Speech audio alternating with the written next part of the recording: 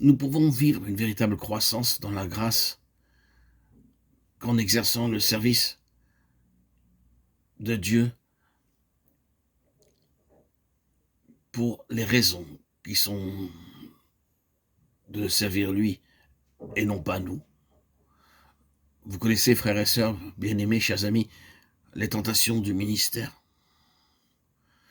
et du service chrétien en général. Vous savez et vous connaissez quelle est la fascination qu'il peut exercer, le piège d'une activité inlassable qui vous entraîne dans toutes sortes d'à côté et qui vous lie à un programme d'une ampleur qui, aux yeux des autres, paraît invraisemblable et qui vous inspire nombreux autres projets et entreprises nouvelles, vous prenant corps et âme, vous absorbant corps et âme sans répit, matin, midi et soir. Oh, il y a un danger là, et nombreux sont les serviteurs de Dieu qui s'y sont laissés prendre. Et ce danger est bien connu pour ceux qui y sont passés. Le danger de paraître au premier plan, de faire sienne cette œuvre qui ne lui appartient pas.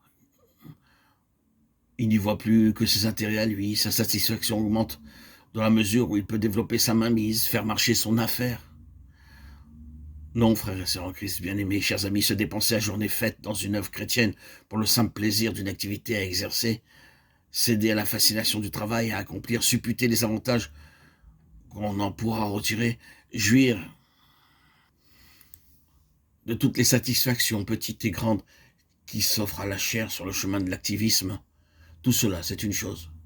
C'est une toute autre chose de vouloir Christ au centre de notre activité, afin qu'il soit tout en tous et en tout. Il faut parfois être mis de côté pour voir cette pensée prendre corps. Et c'est alors que nous pouvons apprécier nos mobiles à leur juste valeur. Est-ce la même chose pour nous? Sommes-nous également satisfaits de voir le travail s'accomplir sans nous? Cela nous plaît-il que notre mise à l'écart contribue davantage à la gloire de Dieu que notre collaboration? Mais s'il peut, lui, atteindre ainsi son objectif, qu'importe, je vous le demande, qu'on nous voie et qu'on nous entende, ou qu'on nous ignore totalement. C'est une grâce de Dieu qu'on peut en venir à accepter de bon gré pour que le Seigneur Jésus ait la voie libre, une place où personne ne prend plus garde à notre présence ou à notre absence. Nous avons si bien pris le pli que nous nous imaginons le plus sincèrement du monde que le Seigneur Jésus ne peut arriver à ses fins que si c'est nous qui sommes son instrument. Bien souvent, c'est une question de rivalité, rivalité de chair, rivalité d'église, question de préséance qui touche des points sensibles, réaction charnelle parce que l'intérêt s'est concentré sur un message plutôt que sur un autre, parce que toutes les remarques favorables ont pris la même direction. Nous connaissons bien tout cela, n'est-il pas vrai? Après tout, quel était donc notre objectif? Le triomphe de notre sermon ou le triomphe de notre Seigneur? Il y a une grande différence entre l'un et l'autre. Le Seigneur Jésus tire quelquefois plus de profit que nous ne croyons de nos expériences douloureuses, tandis qu'au contraire, il peut nous sembler que tout est bien allé, alors qu'en réalité, il n'y a eu que peu de résultats spirituels, parce que le Seigneur n'a pas eu tout son compte. De là, pour nous, la nécessité d'être mis de côté et maintenu dans la faiblesse et l'humilité pour que le Seigneur Jésus demeure, lui, au premier rang. L'explication du service chrétien tel que Dieu le considère tourne toute entière autour de cette question.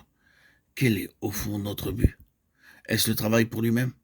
Est-ce la satisfaction de tenir les rênes de quelque chose? Est-ce le besoin de nous occuper?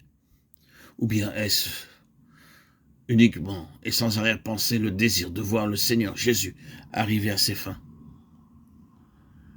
Si c'est bien l'objectif de Dieu que nous avons en vue, si notre attitude signifie clairement qu'il peut nous reprendre à lui, s'il doit plus facilement par ce moyen devenir tout en tous, et si nous pouvons dire en toute vérité, pourvu que Christ soit glorifié dans mon corps, soit par ma vie, soit par ma mort, alors très bien. Voilà ce que c'est que le service du point de vue de Dieu. Et il y a bien d'autres choses encore qui s'éclairent à cette même lumière.